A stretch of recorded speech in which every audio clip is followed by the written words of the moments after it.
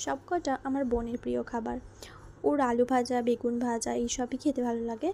বেশি তরি-তরকারি ওর খেতে ভালো লাগে না।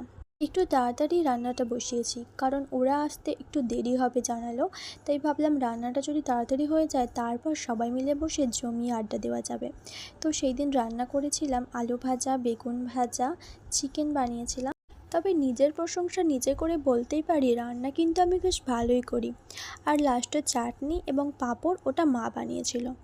রান্নাবান্না হতে হতে ওরা চলে আসে এবং তারপর কিছুটা আড্ডা দেওয়ার পর জমিয়ে সবাই মিলে দুপুরের খাওয়া দাওয়া করি এবং প্রতিটা রান্নার রিভিউ ভালোই বলেছে সবাই। তারপর বিকেলে সবাই মিলে পেট পুরে ফুচকা খাই। ফুচকা তো আমারও ভীষণ প্রিয় আর আমার বোনের তো ভীষণ প্রিয়। তারপর মা, বোন, দিদা যায় মেলা দেখতে, কিন্তু আমি যাই না, আমি বাড়িতে থাকি। ওরা মেলা থেকে আমার জন্য চিকেন মোমো আর জিলিপি নিয়ে আসে আর আমি এদিকে বাড়িতে বানাই এগরোল। এভাবেই সুন্দর আমার দিনটা কাটে।